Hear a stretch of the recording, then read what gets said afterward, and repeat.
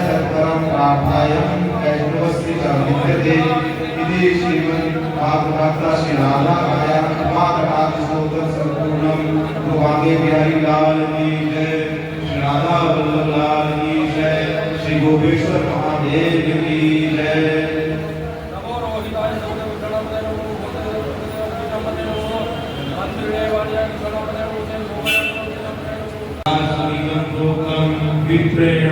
दोषे ये पठन्ति नरा भक्ता तेषां शम्भो प्रसीदति इति श्री गोस्वामी तुलसीदास महाराज श्री रुद्राष्टकं संपूर्णम्।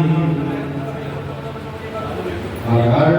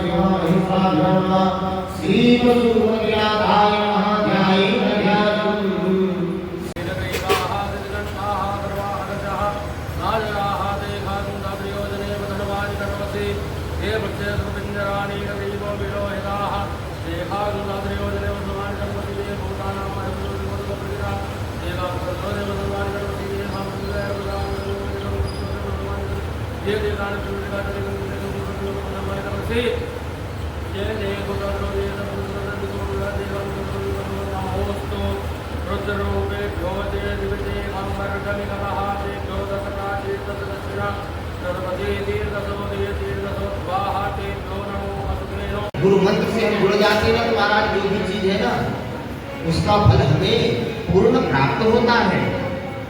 इसलिए महाराज गुरु मंत्र का भी बड़ा महत्व बताया गया है। और शिष्य भी महाराज ऐसा होना चाहिए जो गुरु के आदेश अनुसार चले। महाराज एक शिष्य गुरु जी के पास में गए और गुरु जी के पास में जाकर कहने लगे गुरु जी कुछ के लिए तो कुछ पूछ लो, कम से कम हमारे सम्मान के लिए, हमारा मान रखने के लिए कुछ पूछ लो। तो चेला कहता गुरु जी बात तो सब समझ में आ गया है, पर आप बार बार बोल रहे थे ना दोग्धा गोपाल नंदना, दोग्धा गोपाल नंदना। तो बोले वो दो गधा कौन थे? तो गुरु जी बोले धन्य है चेला, तुम्हें पता नहीं हो दो गधा कौन है? बोले नहीं। बोले एक तो और एक हम। महाराज जो पहले से ही दुष्ट दुराचारी हो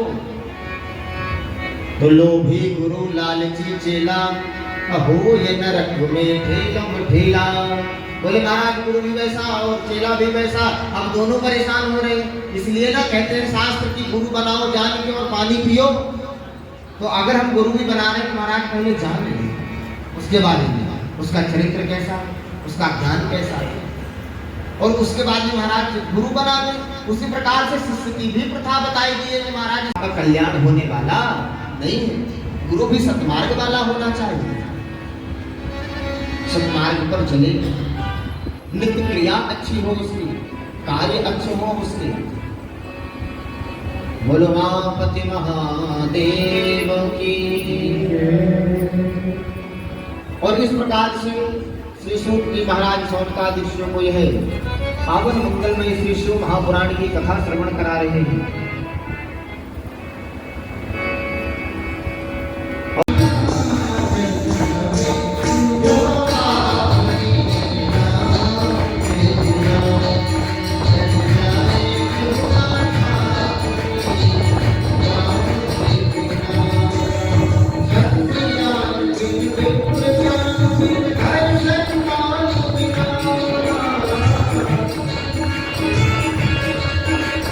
Thank you.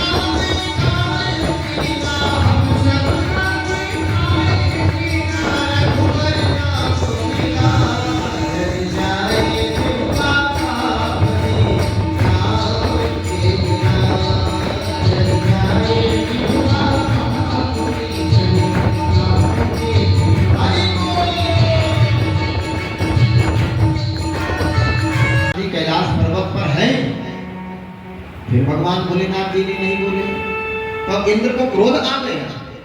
बोले मैं अपने वज्र से वो प्रहार करूंगा ना, मैं तुम्हें पूछ रहा हूं तुमसे कि क्या भगवान भोलेनाथ है, तुम उसका उत्तर नहीं दे रहे हो। मानो भगवान भोलेनाथ जी इंद्र को भस्म कर देंगे। बृहस्पति जी पहचान गए तो बृहस्पति तुरंत चरणों में गिर रहे भगवान भोलेनाथ बोले इसने ऐसा कर दिया है जिसे क्षमा करने योग्य नहीं है। पर बृहस्पति जी ने बार बार समझाया तो भगवान भोलेनाथ जी को दया आ गई। भगवान भोलेनाथ कहते हैं पर मेरी जो ये ज्वाला निकली है तीसरे नेत्र से, मैं इसको ज्वाला समुद्र में एक पुत्र रूप में उत्पन्न हो गया। अब जब पुत्र रूप में उत्पन्न हो गया तो समुद्र में बड़ा तेज तेज वह रोने लगा, विलाप करने लगा। तो समुद्र देवता आकर के देखे कि भैया किसका बालक है, कुछ समझ नहीं पा रहे थे। और इतना तेज वह रुदन कर रहा था कि त्रैलोक के कांपने लगा, त्रैलोक के दग्ध होने लगा। सब देवता परेशान हो गए। तो ब्रह्मा जी उतर के नीचे आए और सागर ने वह पुत्र को दिया। बोले महाराज ये पुत्र है, इसका जात कर्म संस्कार नामकरण आदि आप कर दीजिए। तो ब्रह्मा जी ने उसे गोद में लिया और गोद में लेकर के खिलाने लगे। तो वह बालक भी ब्रह्मा जी के गले में हाथ डाल के और उनका आलिंगन करने लगा। पर देखते ही देखते उसने हाथ से ब्रह्मा जी की गर्दन, किसी के हाथों से वह मारा जाने वाला नहीं है। और महाराज वह जलंधर बड़ा प्रतापी था, बड़ा वीरवान था, बड़ा बल था उसमें। अब क्या करें, कुछ समझ में नहीं आ रहा। तो समस्त देवता भगवान भोलेनाथ जी की शरण में जाते हैं और कहते हे भगवान भोलेनाथ जी कुछ आप ही करें। भगवान भोलेनाथ कहते हैं जो उसकी धर्म पत्नी है ना, वो पतिव्रत धर्म का ठीक से पालन करने वाली है। अरे उसने कभी अपने स्वप्न में भी परम पुरुष का स्पर्श नहीं किया, स्मरण नहीं किया, मन में ऐसा कोई भाव नहीं लेकर के आया। इसलिए चाह करके भी हम उसे नहीं मार सकते। जब तक उसका सतित्व धर्म नहीं खंडित होगा तब तक कोई भी उसे मार नहीं सकता है। अब समस्त देवता विचार करने लगे कि भाई कैसे भी करके उसका सतित्व धर्म खंडित करना पड़ेगा, तब जाकर के मरेगा, अन्यथा ये मरने वाला नहीं है। तो आज महाराज भगवान भोलेनाथ जी सहित समस्त देवता भूत प्रेत गण सहित जाते हैं युद्ध करने के लिए। इधर भगवान भोलेनाथ जी ने उसे एक झंडा दिया था और कहा था कि इस झंडे को तू अपने रथ में लगा ले, जब तक यह झंडा फहराएगा तब तक तुझे कोई हरा नहीं सकता। और भगवान विष्णु जी को आदेश दिया कि तुम छल के माध्यम से उसके सतित्व धर्म को खंडित कर दो और उसके बाद में महाराज यह जलंधर मारा जाएगा।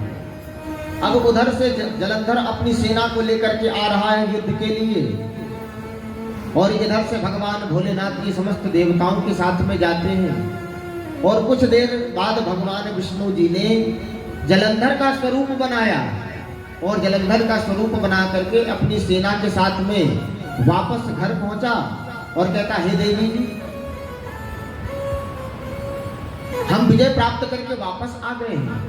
अब वृंदा पहचान ना सकी, प्रसन्न हो गई, तुरंत आलिंगन किए और महाराज इस प्रकार से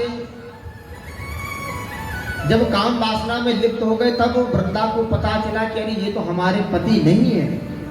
इसके बाद में उन्हें शंका हुई, उन्होंने पूछा कि तुम कौन हो? तब भगवान विष्णु जी ने अपना दिव्य स्वरूप धारण किया। तब आज वृंदा बड़ी क्रोधित हुई, क्रोधित होकर के उसने श्राप दिया कि आपने मेरा सतीत्व धर्म खंडित किया है, इसलिए जाओ, मैं श्राप देती हूं, तुम पाषाण के हो जाओगे, तुम पत्थर के हो जाओगे, और तुमने मेरा धर्म खंडित कर दिया। तब से महाराज भगवान विष्णु जी ना पत्थर के हो गए और जब से शालिग्राम जी की पूजा होने लगी। और उसके बाद में महाराज जो है वृंदा थी ना, वह तुलसी के रूप में जन्म लेकर के और सदैव सदैव भगवान विष्णु जी की हो गई। बोले लक्ष्मी नारायण भगवान की जय हो। इसलिए जब भी ठाकुर जी की पूजा होती है ना तो तुलसी जी का विशेष महत्व होता है। तुलसी के बिना ठाकुर जी भोग स्वीकार नहीं करते, प्रसाद स्वीकार नहीं करते। उसी प्रकार से भगवान भोलेनाथ जी बिना बेलपत्र की कोई वस्तु स्वीकार नहीं करते। और इस प्रकार से महाराज जब उसका धर्म टूट गया तब इधर भगवान भोलेनाथ जी ने भी अपने अस्त्र शस्त्रों के द्वारा समस्त देवताओं में घोर युद्ध प्रारंभ हो गया। खड्ग, पास, चक्र, सुदर्शन इत्यादि महाराज सब एक दूसरे पर प्रहार करने लगे। समस्त देवताओं की धीरे धीरे संख्या कम होने लगी और जब इधर सतीत्व धर्म टूट गया तब आज भगवान भोलेनाथ जी ने अपना पाशुपतास्त्र को निकाला और जो ही संधान किया महाराज तो आज जलंधर भूमि पर गिर पड़ा और उसका गोविंदाय नमो नमः हो गया। बोलो उमापति महादेव की।